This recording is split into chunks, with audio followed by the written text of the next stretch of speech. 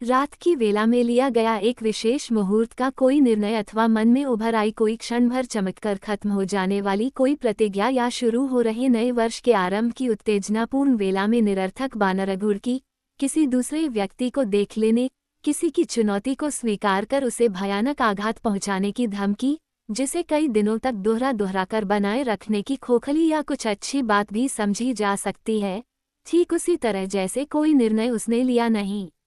इस बार जो दृढ़ व्रत उसने लिया है, कम से कम उसे वह अपने दैनंदिन जीवन के स्वाभाविक क्रियाकलापों के साथ इस तरह घुला मिला देगा, उसे एकरस कर देगा, ताकि वह अलग थलग रहे ही नहीं, जिस तरह मनुष्य की श्वास प्रश्वास जुड़कर निरंतर चलती रहती है, ठीक उसी तरह अपने इस प्रण को भी अपनी प्राणदायिनी शक्ति बना लेगा।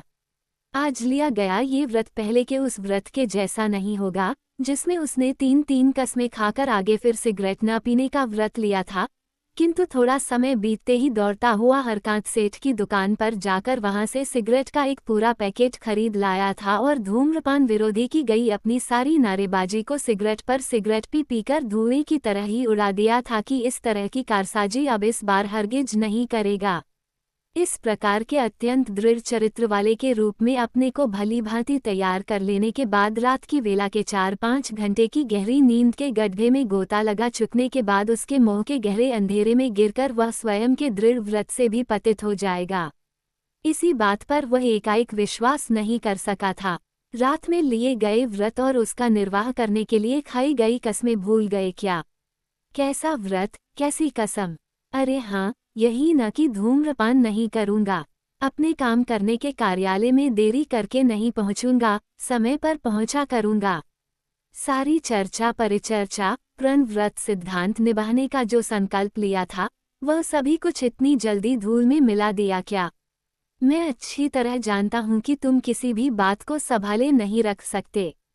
दरअसल किसी भी सिद्धांत, किसी भी कसम को निभाने के जितनी अधिक मानसिक शक्ति की आवश्यकता होती है, उसकी तनिक सी भी क्षमता तुममें नहीं है। यदि ऐसी क्षमता तुममें सचमुच होती तो एक दिन ली गई शपथ को फिर दूसरे दिन, इस बात के बाद उस बात की शपथ लेकर उसका निर्वाह करने का प्रस्ताव घोषित करते हो, हाथ की मुट्ठी बांधकर झटकारते हुए ऐसी भाव मुद्राएं बनाओगे, जैसे सब कुछ कर गुजरने की ताकत तुममें वर्तमान है। तुम सहज सरल विश्वसनीय मन वाले हो, इस प्रकार का नाटकीय प्रदर्शन नाटक खेलने वाले अभिनेताओं की तरह सबके सामने दिखलाते हो, जबकि सच्चाई यह है कि जहाँ तक तुम्हारे मन की असलियत का प्रश्न है, तुम्हारी मानसिक शक्ति की जगह एक विराट शून्य भर है, सब कुछ खाली खाली है। सोए रहने की अवस्था से निवृत्त हो अपने बिछावन से अभी वह उठा ही नहीं कि नींद की झिलमिल चौंधियाहट के मायाजाल ने उसके शरीर मन आँख आदि सभी अंगों को अपनी जकड़न में लेकर अपनी आखिरी गतिविधि चलाए हुए है। फर्क बस इतना भर हुआ है कि नींद की गहराई से थोड़ा बाहर निकल आया है। बस इतने भर में ही ऐसी सब उपदेश आदेश परक बातें, ऐसी भाषणबाजी किसके साथ होती रही, उसकी जानकारी के बगैर ही यह सब कैसे हुआ, इसका था पता लगाने की उसने सोची।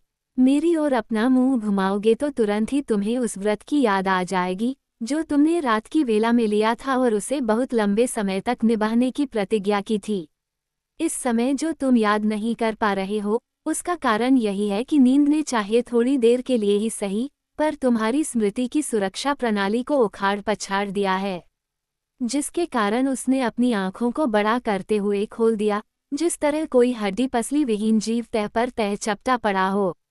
इस अवस्था से छुटकारा पाने के लिए उसने अपने शरीर के विभिन्न अंगों को रेखागणित के विभिन्न कोनों की तरह मुड़कर एक लंबी अंगड़ाई लेते हुए सामने की उस लोहे की अलमारी, जिसमें एक बड़े आकार का आईना जड़ा हुआ है, जो अब तक सजने संवरने की मेज का काम करता रहा है, उसकी ओर देखा। हा करके अट्टहास करता रहूंगा, इसी बात को लेकर ही तो तुम इतने समय तक चुप्पी साधे पड़े रहने वाले आईने ने उसे सचमुच ही याद दिला दिया कि उसे हंसना चाहिए। इस बात का व्रत उसने कल की रात में ही ले लिया था। जीवन को हंसते हंसते ही बिताना होगा, क्योंकि हंसने की कला न जानने, हंसी मजाक फुर्तीबाजी से जीवन चलाना न जानने से मानसिक, बौद्धिक, शारीरिक सभी प्रकार की आपदाएं, आफत, विपदा, आकस्मिक परेशानियां आती रहती हैं।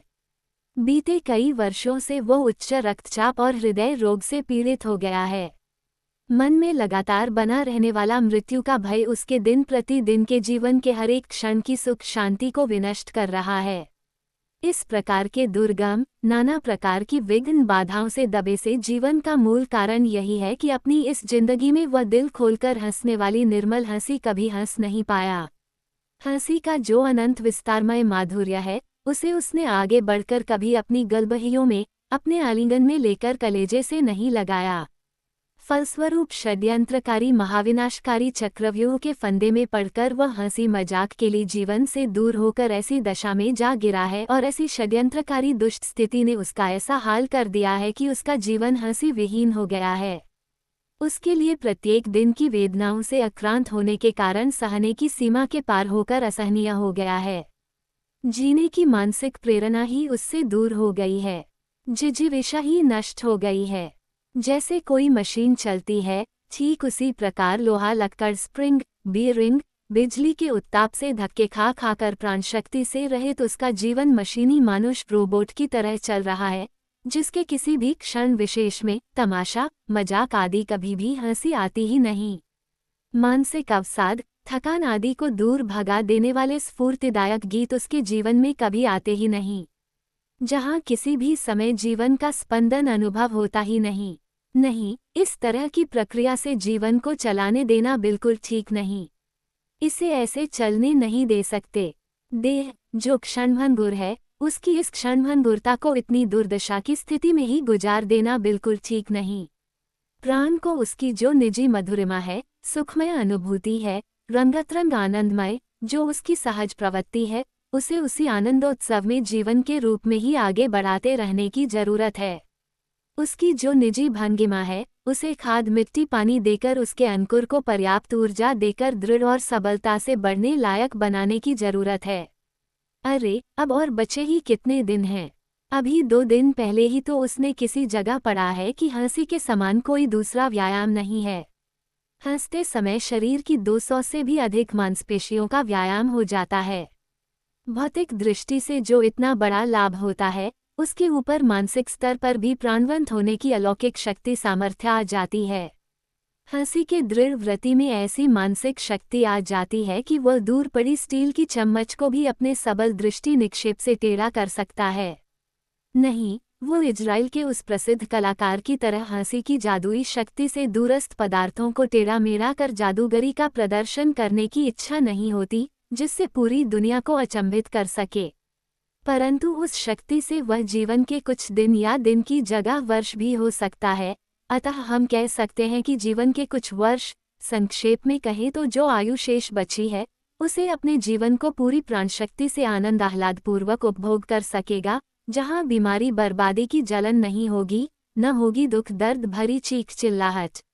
अभी उसी दिन तो उससे किसी ने कहा था, या फिर कहीं उसने पढ़ा था कि हंसना जानने की प्रवृत्ति का मनुष्य के जीवन से वंशानुगत संबंध है, अर्थात मनुष्य के रूप में जन्म लेते से ही हंसी रूपी मधु छत्ता उसकी जीवन डाल से चिपका लटका रहता है। इतने दिनों तक वह भले ही भुला नहीं पाया, फिर भी एक और बात अधिक महत्व दिए जाने योग्य थी कि उसके एक रिश्तेदार ने कुछ समय पहले ही महान अभिनेता की उपाधि पाई थी। चलते फिरते रंग नाटक, यात्रा पार्टी लोकनाट्यों के मंचन में जनसमारोहों में किए जाने वाले कीर्तनों भजनों में वे जो गीत संगीत गाते, व्यंग्य विनोद कौतुक करते, बाइलने और शरीर के विभिन्न अंगों के भांति भांति के संचालनों से जो मुद्राएं बनाते, वे उन सब से एकत्र जनसमुदाय को हंसी आनंद की बाढ़ से भिगोकर उनकी सारी जड़ता थकान को धो नहलाकर साफ सुथरा तरोताजा बना दिया करते थे। बहुत दूर दूर के लोग भी अपने यहाँ होने वाले नाना प्रकार उत्सवों पर्वों समारोहों में उनकी उपस्थिति के लिए जी जान से कोशिश करते थे। इसका अत्यंत सहज सरल अर्थ यह है कि खुश रहने की जो आनुवंशिक क्षमता मनुष्य को प्राप्त है, जीवन को हंसी मजाक करते हुए अत्यंत सहज सरल ढंग से, किसी प्रकार की गंभीर चिंता के बोझ से मुक्त कर हल्के फुल्के ढंग से जीवन जीने का जो सहज कौशल है, वो उनका जो जन्म लेने के वंशवृक्ष का अपना मूल तना है। वृक्ष जैसे अपने तने में सन्निविष्ट होता है, उसी तरह उनके जीवन रूपी तने में हंसी की प्रवृत्ति भी सन्निविष्ट है। आज इतने वर्षों बाद बहुत संभव है कि वातावरण में जो नाना प्रकार की विरोधी परिस्थितियां बनी हैं, उनके खिंचाव दबाव के कारण उस मूल मानवीय प्रवृत्ति में कुछ बदलाव आया हो, या फिर जो मूल प्रवृत्ति थी, जो आधारभूत मानवीय गुण धर्म थे, वे पूरी तरह चूर्ण विचूर्ण होकर समाप्त नहीं हुए हैं। इस कदर तो हरगिज ही नहीं हुआ है कि वो अगर हंसना चाहे, हंसी मजाक आनंद उत्साह मनाना चाहे तो वैसे कर ही न पाए। हंसी तो उसके लिए इतनी सहज है कि आंख में जरा सा गुदगुदाते ही वह खिलखिलाकर हंस पड़ेगा। कल जो फाइलें देखने जांचने से रह गई थीं, उन्हें ला दूं क्या? इतने लंबे समय तक वो कुर्सी पर बैठकर हंसी से संबंधित बातें, उसके संबंध में जो महानतम सिद्धांत स्थापित हुए हैं, उसके संबंध में सोचने समझने, तुलनात्मक ढंग से उनकी समीक्षा करने आदि के गंभीर प्रश्नों पर विचार करने में वह निमग्न था कि हरिदास चपरासी ने आकर ऐसा प्रश्न पूछ लिया तो यदि पहले जैसी सामान्य होती तो उसमें उसके सकप काकर अचानक चकपका जाना ही स्वाभाविक था, क्योंकि स्पष्ट रूप से दिखाई पड़ रहा था कि कार्यालय के अपने काम से वह पूरी तरह अन्यमनस्क था। कार्यालय के परिश्रमपूर्ण कठोर कर्म से विरत रहकर वह स्मृति की रसमयी दुनिया में मानसिक रूप से भाव विभोर होकर कुलाचे भर रहा था। ठीक है, लाना चाहते हो तो लेकर ही आना न। बहुत सावधानी से संभल कर कह उठने के साथ ही वो समझ गया कि कार्यालय की कुछ आवश्यक फाइलों पर उसे जितना ध्यान देना चाहिए था, वस्तुतः उसने उन पर उतना ध्यान दिया नहीं। फिर भी उसने निश्चय किया कि फाइलों को निपटाने से अनावश्यक थकान होती है, जिससे घृणा सी पैदा हो जाती है। वो कम से कम आज तो उसकी उस प्रसन्नता को नष्ट न कर सके। छोटी ही जस प्रसन्नता का भाव हंसी का चिंतन करते हुए उसे आज सहज रूप से मिला है। उसने सोचा कि अब वो इस तरह खिलखिलाकर इतनी जोर से हंसे जो प्रसन्नता उसे हंसी से प्राप्त हुई है, वह प्रसन्नता हरिदास के हृदय में भी महसूस होने लगे। अतः खिलखिलाकर हंसते हुए उसने कहा, अरे फाइल ले आना ना।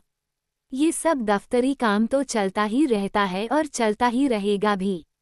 अतः चिंता छोड़कर हंसी मजाक भरा मस्ती का जीवन जीना होगा, समझे न? नहीं तो दुख दरिद्रता निराशा से दबे कुचले रहकर शीघ्र ही किसी दिन अकाल मृत्यु मरकर परलोक सिधार जाएगा। और हाँ, तुमने जो छुट्टी पाने के लिए प्रार्थना पत्र दिया था, उसका क्या हुआ?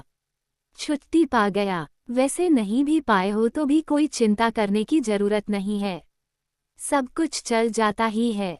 समझते हो न कि इस तरह बराबर चिंताओं के बोझ से सिर झुकाए रहने से मनुष्य की आयु छोटी हो जाती है। बीमारी, जुआ जड़ाया की पीड़ा आदि होती रहती है। अतः सुख सुविधापूर्ण स्थिति पाने की उम्मीदें छोड़ जो पाया है, बस उतने भर से। अरे अरे, तेरे बेटे ने तो हाई स्कूल की परीक्षा उत्तीर्ण कर ली है न? उसे खूब अच्छी तरह पढ़ाना, इस सब से ही तुम आनंद पाओगे। वे कहते गए, किंतु हरिदास ने उनकी कही पिछली बातों की ओर ध्यान नहीं दिया। बस हामी भरकर वह अब एक दूसरी ही परिस्थिति का मुकाबला करने की तैयारी करने की सोच रहा है। देखो, तुम बिना किसी डर घबराहट के निस्संकोच जो कुछ भी मुझसे पूछना चाहते हो, पूछ सकते हो। डरने का कोई कारण ही नहीं है। तुम मुझे प्रसन्नचित्त रहने दो, मैं तुम्हें हंसी खुशी व स्फूर्ति से भरा हुआ बना रहने दूंगा। हमें बराबर यही कोशिश करनी चाहिए। तुमने हास्य योग का नाम सुना है। आज के युग में एक नए प्रकार की सोच समझ विकसित हुई है, नए ढंग का विचार विमर्श शुरू हुआ है। विचारशील मनुष्य आज हंसने के लिए, जी खोलकर उन्मुक्त हंसने के लिए अपने व्यस्त समय में से समय निकालकर अब विश्व हास्य दिवस मनाने का निर्णय ले चुके हैं। इसका आधारभूत कारण यह है कि वैसी ऊंचे दर्जे की जी खोलकर हंसने वाली हंसी अट्टहास हंसने से हृदय के अंतरतम तक के सभी अंगों को असीम शक्ति सामर्थ्य पैदा करने की क्षमता उत्पन्न होती है, रोग व्याधि को दूर करने के औषधीय गुण पैदा होते हैं, आयु बढ़ा देने की महाक्षमता वाली पौष्टिक ताकत मिलती है। तुम लोग चूंकि इस ओर विशेष ध्यान नहीं देते, इसकी महिमा को महत्व नहीं देते, इसी से बहुत कम उम्र में ही। अरे हाँ रे, बता तो तुम्हारी उम्र कितनी है? अधिक से अधिक 2 BC अर्थात 40 वर्ष की ही तो होगी। किंतु इसी उम्र में तुम्हारा शरीर 60 वर्ष के बूढ़े जैसा हो गया हो, ऐसा लगता है। हाँ हाँ हाँ। इतनी सारी बातें सुनने के लिए हरिदास कभी भी तैयार नहीं रह सकता। इतने लंबे समय की अपनी नौकरी में इस प्रकार की कोई भी और अस्वाभाविक उसके सामने आई हो, ऐसी कुछ की तो उसे याद ही नहीं आ रही। आज के दिन से ही मन में याद किए रखना कि मैंने बातों को किस रूप में लिया है। मेरे मुख से हंसी कभी गायब नहीं होगी, अर्थात किसी भी प्रकार की कठिनाई, किसी प्रकार की हानि पहुंचाने की परिस्थिति भी मेरे हंसमुख चेहरे की मधुरता को हटा नहीं पाएगी। इसे भली भांति समझ लेना। जैसे अभी आज की ही घटना को ही देखो ना। आज सवेरे सवेरे नींद से जगते ही मैंने जाना कि घर पर दूध पहुंचाने वाले ग्वाले ने दूध का दाम बढ़ा दिया है।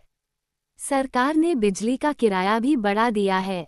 हमारी गृहस्थी की जो मासिक आमदनी और खर्च की स्थिति है, उसमें अचानक बहुत नुकसानदायक आघात लगा है।